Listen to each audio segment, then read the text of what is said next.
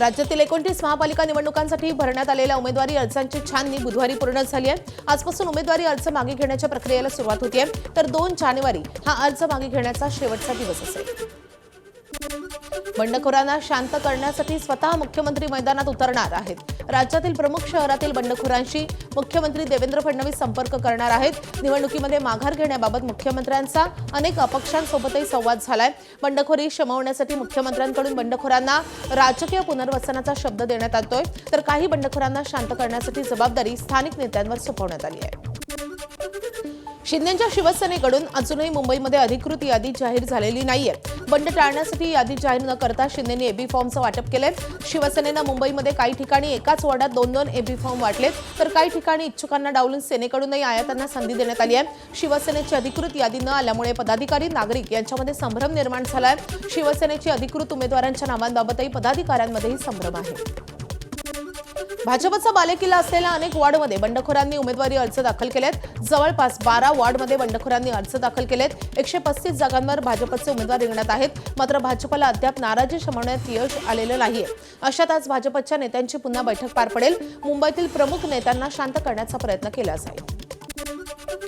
ठाकरे बंधूंकडून प्रचाराची रणनीती, संयुक्त सभा, रोड शो आणि वचननामा तयार करण्याचं काम सुरू करण्यात आलंय। मराठी माणसांसाठी एकत्र आलेल्या ठाकरे बंधूंच्या युतीच्या वचननाम्यामध्ये मुंबईतील मराठी लोकांसाठी नेमक्या कोणत्या गोष्टींचा समावेश केला जाणार, मुंबईकरांसाठी ठाकरे बंधूंची युती काय देणार हे पाहणं महत्त्वाचं असेल। हा वचननामा 4 जानेवारीला जाहीर केला जाईल। आदित्य ठाकरेंच्या वरळी मतदारसंघात 6 पैकी 3 प्रभागांमध्ये बंडखोरी झाल्याचं चित्र आहे आणि त्याचा मोठा फटका पक्षाला बसू शकतो आणि त्यामुळे अर्ज मागे घेण्याच्या शेवटच्या दिवसापर्यंत या नाराजी नाट्यावर पडदा टाकण्याचा प्रयत्न आणि बंडखोरांना शांत करण्याचा प्रयत्न पक्षाकडून केला जाईल। यासाठी पक्षातील काही नेते ज्यांनी अपक्ष अर्ज भरलेत त्यांच्याशी चर्चा करतील। नवीन वर्षाच्या स्वागताच्या निमित्तानं आज मुंबईमध्ये काँग्रेसच्या वतीनं वेलकम मुंबई प्रदर्शन होतंय। यावेळी मागील वर्षात मुंबई महानगरपालिकेमध्ये झालेला भ्रष्टाचार आणि काँग्रेसची सत्ता आल्यास काय सुधारणा होणार यावर हे प्रदर्शन भरवण्यात आलंय। वर्षा गायकवाड यांची पत्रकार परिषद होईल। वंचितच्या भूमिकेबाबतही वर्षा गायकवाड यावेळी बोलू शकतात।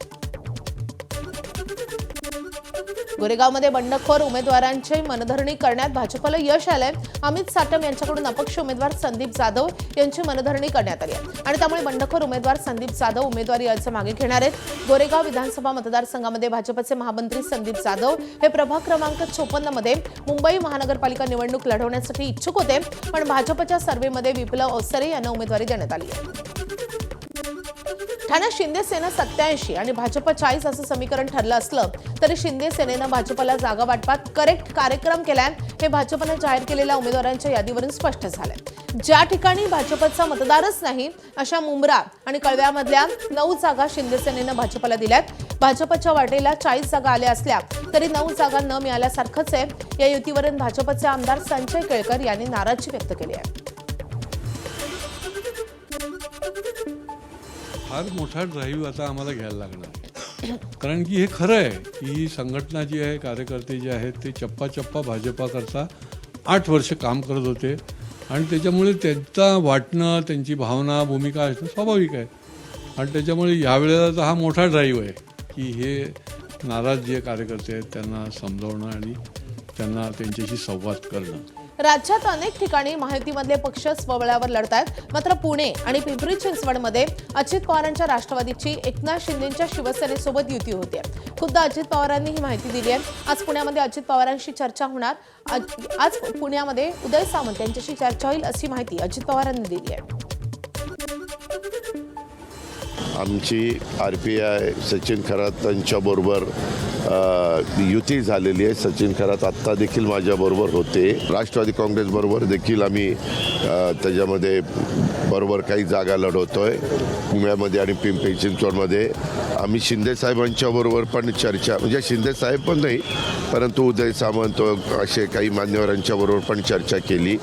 कदाचित आज त्यांच्याबरोबर पण बसून काही जागेच्या संदर्भात मार्ग निघतोय का।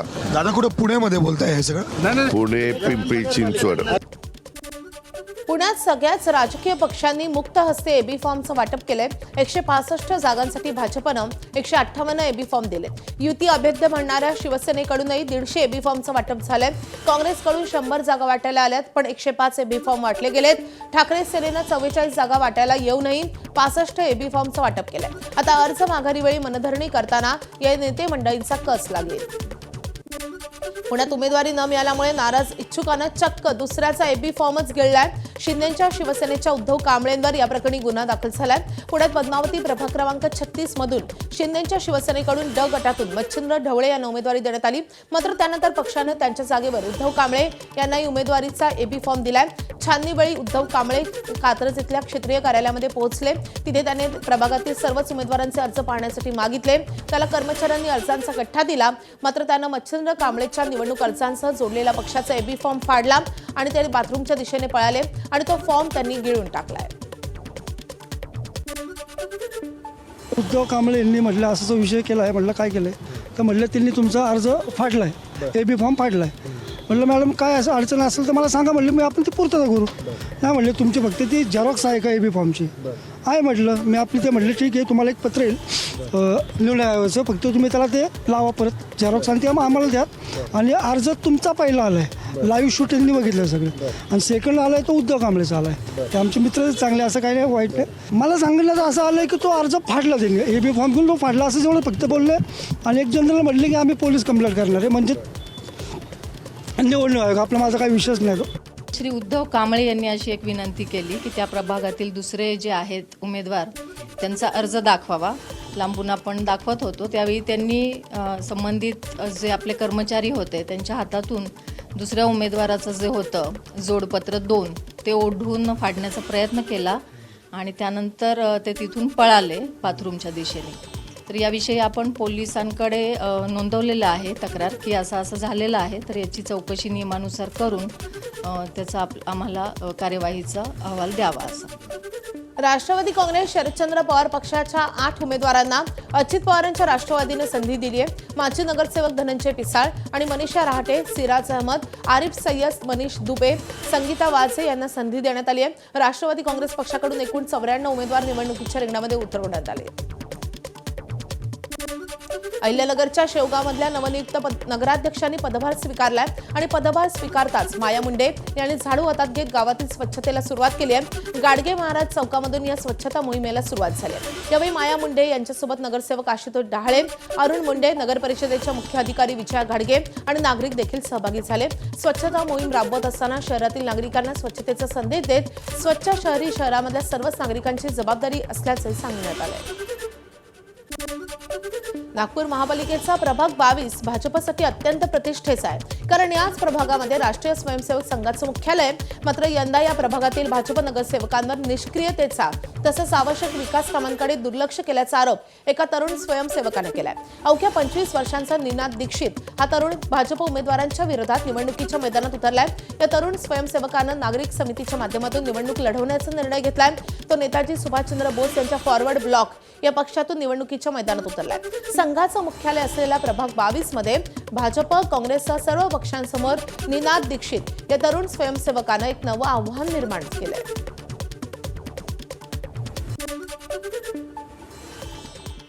ज्या पक्षाच्या नगरसेवकांनी उपेक्षित आणि दुर्लक्षित ठेवल्या प्रभागाला त्यांच्याकडे उमेदवारी अर्ज मागणे म्हणजे हे निरर्थक आहे. आणि जर असं असतं की निनाद दीक्षितला नगरसेवक व्हायचं आहे, हे जर ध्येय असतं तर निनाद दीक्षित कदाचित भाजपकडे गेला असता किंवा काँग्रेसकडे गेला असता.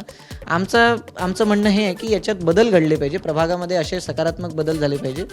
तर त्यासाठी आम्ही हा एक प्रामाणिक केलेला प्रयत्न आहे. कुठेतरी देवेंद्र फडणवीसांनी सांगितलं की आम्ही 40% तरुणांना संधी देणार आहोत.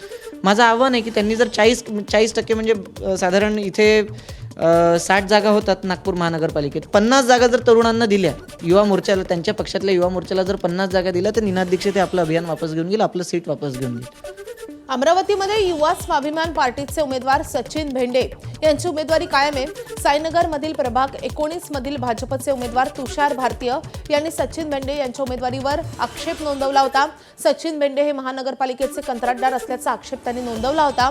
सचिन भेंडे यांनी युवा स्वाभिमान पार्टीकडून अधिकृत उमेदवारी प्रभाग क्रमांक 19 मधून अर्ज दाखल केलाय, तर त्याच प्रभागामधून भाजपचे नेते तुषार भारतीय यांनी देखील उमेदवारी अर्ज दाखल केलाय. अमरावती महानगरपालिकेसाठी नामांकन अर्ज दाखल करण्याच्या अखेरच्या दिवशी पक्षाचा बी फॉर्म न मिळाल्यामुळे भाजप कार्यकर्त्यांमध्ये प्रचंड नाराजी आहे. भाजपच्या एका वरिष्ठ महिला पदाधिकाऱ्यानं पैसे घेऊन आणि जातीवाद करून तिकीट वाटप केल्याचा गंभीर आरोप वरिष्ठ नेत्यांवर केलाय. त्यासोबतच पक्षातील निष्ठावंतांना डावलून आयारामांना या निवडणुकीमध्ये तिकीट दिल्याचा आरोपही या पदाधिकाऱ्यांनी केलाय.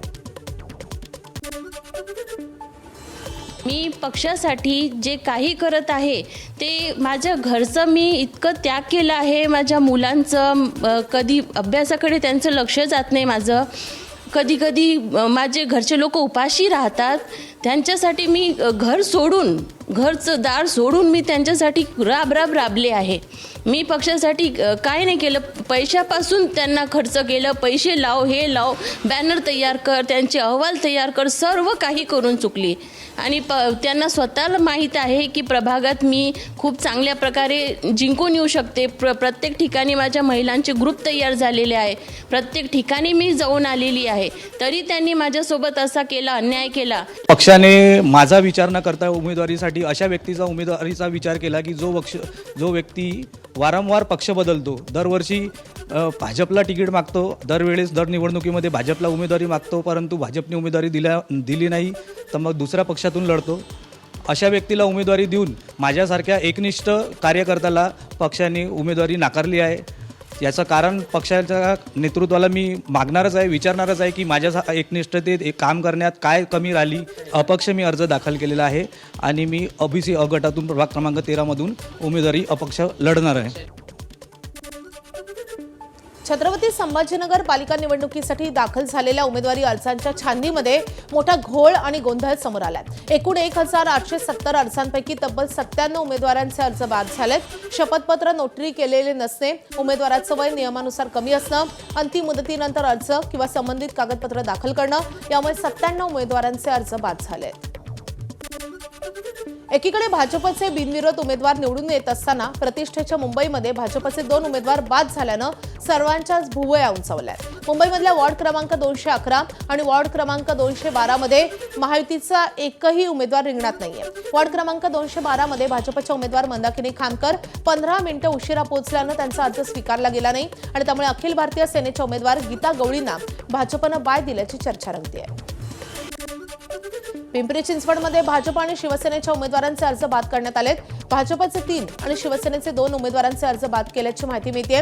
मुदत संपल्यावर अर्ज दाखल केल्याने हे अर्ज बाद झालेत आणि त्यामुळे पिंपरी चिंचवडमध्ये प्रभाग क्रमांक 24 मध्ये भाजप आणि शिवसेनेला हा मोठा धक्का मानला जातोय.